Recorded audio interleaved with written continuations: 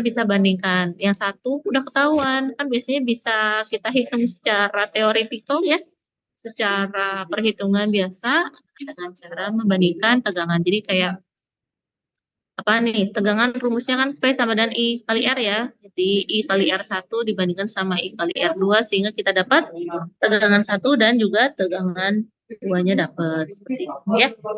Nah, tegangan yang diketahui ini bisa disuplai dari eh, ini ya, apa namanya, power supply atau tegangan referensi yang diketahui. Jadi contohnya adalah tegangannya udah ketahuan duluan nih. P1-nya misalkan 12 volt. Nah, kita tinggal cari melihat atau mengukur tegangan di tempat yang kita inginkan ya. Kemudian potensiometer ini memang biasa digunakan ya.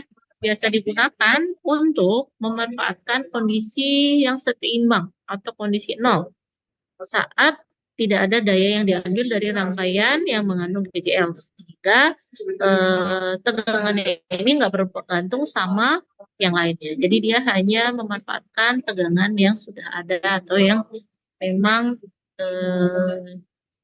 diperuntukkan ya, yang dari awal yang diketahui ya. Oke. Nah, bentuknya si potensiometer adalah seperti ini ya. Jadi dia ada apa namanya? Ada ininya ya, seperti apa? Putaran ya. Jadi dia nanti bisa berputar kiri kanan kiri kanan. Dan ini adalah kaki-kakinya yang biasa digunakan kalau kita akan menaruh di dalam sebuah rangkaian ya. Jadi ini sebenarnya sebuah komponen ya, komponen elektronika. Nah, terus udah gitu dia ada kaki-kakinya untuk digabungkan atau untuk ditaruh di sebuah rangkaian elektronik ya. Dan akhirnya apa namanya? Ini nanti bisa digunakan untuk menghitung nilai tegangannya. Oke. Potensiometer adalah salah satu jenis resistor. Nah, seperti yang dibilangin ya di awal, kalau kita masih ngomongin tentang resistor pertahanan, yang minggu lalu juga sudah saya lihat, saya sudah kasih tahu ya, kalau resistor yang bentuknya potensiometer ya, biasanya biasanya nih digunakan untuk sebagai tombol menaikkan atau menurunkan volume di sebuah perangkat elektronik. Contohnya misalkan perangkat elektronik radio, atau misalkan mau pindah-pindah frekuensi radio ya di dalam sebuah radio, masih apa namanya, radio elektronik yang masih analog ya. Jadi si potensiometernya ini bentukannya kalau untuk kita gambarkan gitu ya, ini adalah kaki-kakinya atau kita sebut dengan terminal. Terus yang bisa berputar ini kita sebut dengan penyapu atau wiper, dan ini ada elemen resistifnya ya, atau yang berhubungan dengan bahan konduktor ya. Simbolnya masih sama ya, seperti ini ya, seperti rumput, seperti sandi Morse, atau bisa juga disebut atau bisa juga dibuat seperti kotak ya. Dan ini seperti yang disampaikan di awal bahwa resistansinya bisa diatur sesuai dengan kebutuhan.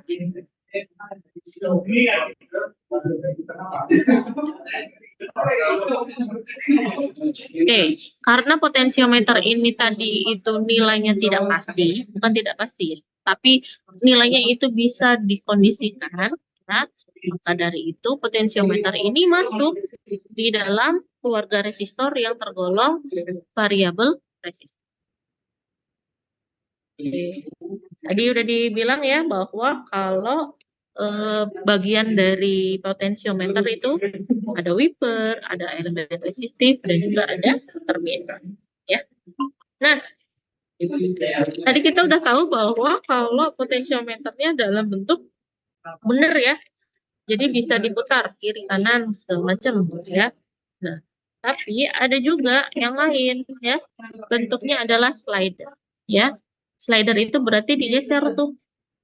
Kalau misalnya kita butuh potensiometer ya, nilainya diaturnya dengan cara menggeser ya, dari kiri ke kanan atau bawah ke atas, ya, sesuai dengan pemasangannya. Ini ya, jadi ini adalah slidernya. Ini kita sebut dengan potentiometer slider. Kalau yang ini karena dia putar, kita sebut dengan potentiometer rotary. Ya, jadi semua potentiometer ini adalah resistor yang bisa kita bisa kita atur ya nilainya.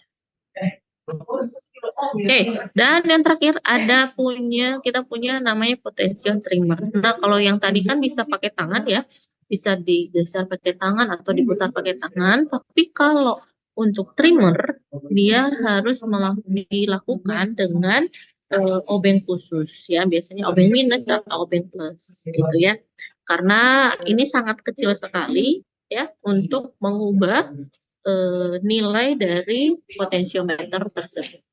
Biasanya dipasangkan di PCB dan pengaturannya itu langsung disetting dari awal. Misalkan disetting 10 ohm, berarti akhirnya si ininya itu ya dipasang sama obeng sampai menunjukkan 10 ohm baru dipasang di PCB. Oke, prinsip kerja dari sebuah potentiometer ini ya, bagaimana caranya? Terdiri dari sebuah elemen ya resistif yang membentuk jalur atau track dengan terminal di ujungnya ya. Sedangkan terminal lain biasanya sebagai penyapu ya yang digunakan untuk menentukan pergerakan ya. Jadi kalau mau dia wiper, mau dia mau dia diputar, dia yang tengah itu nanti yang sebagai di tengah itu yang akan digunakan untuk pergerakannya, yang menentukan pergerakannya, mau dia ke kiri ke kanan atau memutar bagaimana ya. Kemudian elemen resistif pada potensiometer umumnya biasanya campuran metal atau logam dan keramik. Tapi yang paling utama biasanya potensiometer ini punya yang namanya bahan material yaitu karbon. Ya, karbon. Semua semua resistor pasti ada yang namanya karbon. Oke. Nah, kalau berdasarkan jalur, potensiometer ini punya dua jenis, yaitu ada potensiometer linear dan punya potensiometer logaritmik.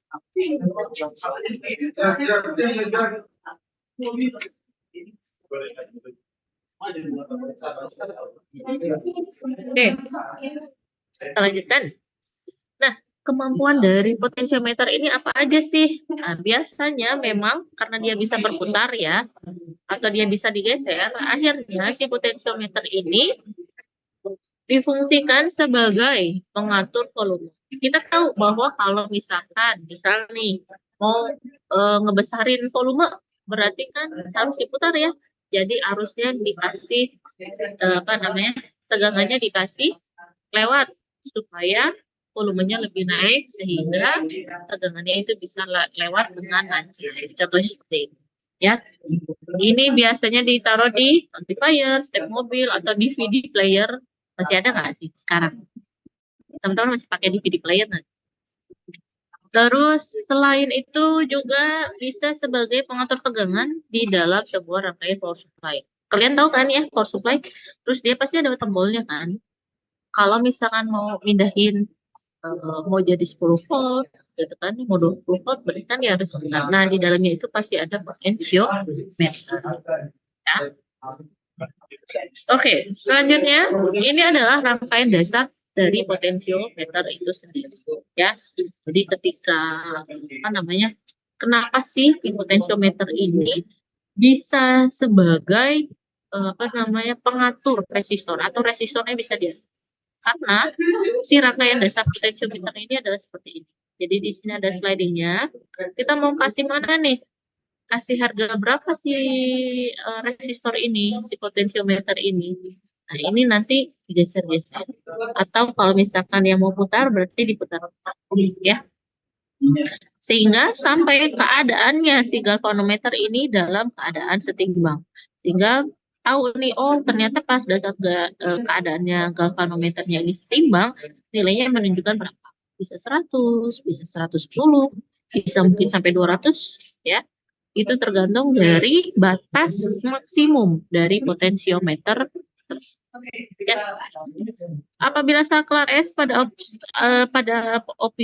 posisi operate, ya, yang ini operate, ya, sehingga membuat saklar galvanometer key galvanometer ini terbuka, ya, sehingga working battery yang atas nih menyalurkan arus ke rheostat, ya, langsung ke sini, akhirnya dia bisa digeser-geser.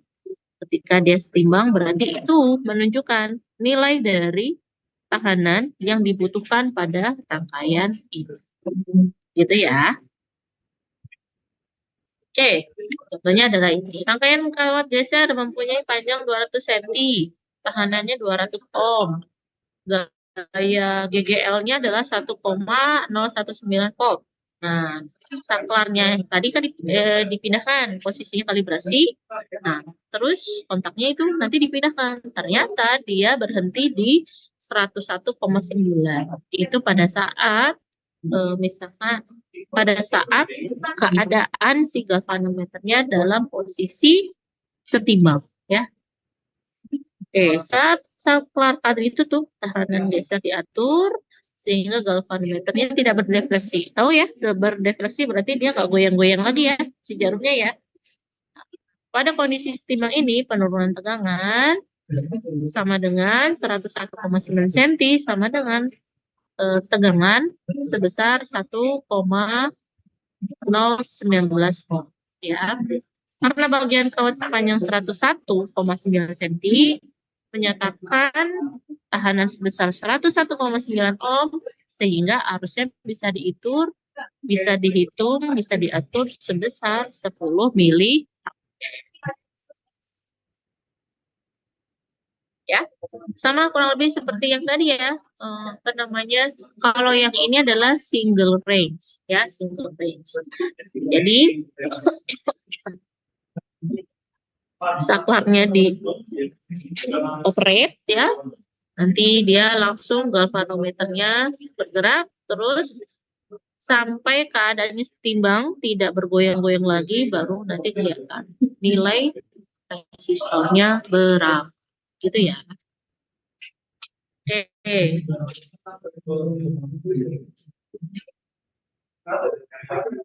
Untuk karena tadi sama aja ya, jadi saya tidak akan membahas satu persatu, ya. Potensiometer satu rangkuman ini memiliki konstruksi yang kurang praktis, ya, kurang praktis. Jadi kurang apa ya, kurang cocok lah kalau untuk digunakan, ya.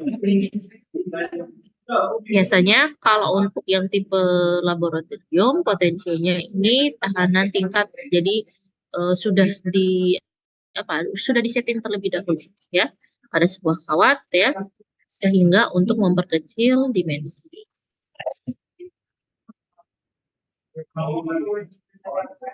Oke.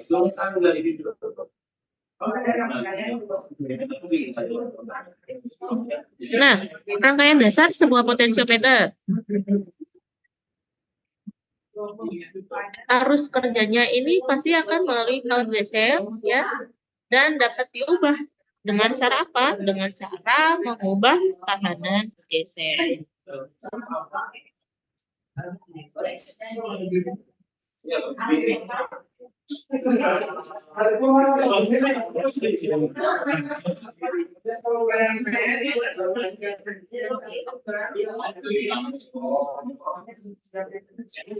Gimana caranya? Saat saklapannya ditutup, ya, terus mengatur tahanan geser, diperoleh defleksi 0 dari galvanometer. Jadi tidak berdefleksi lagi ya. Jadi dia si jarumnya galvanometer itu nggak goyang-goyang lagi. Sehingga tegangan yang belum diketahui atau yang diukur itu nanti akan sama dengan tegangan E-aksen, ya, ada di gambar. Oke.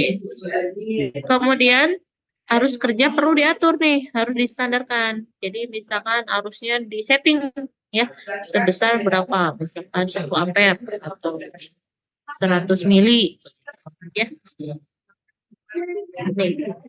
Nah, ini kalau misalkan rangkuman duo range. Jadi ada apa yang membedakannya? Ini ada dua. Mari kita lihat.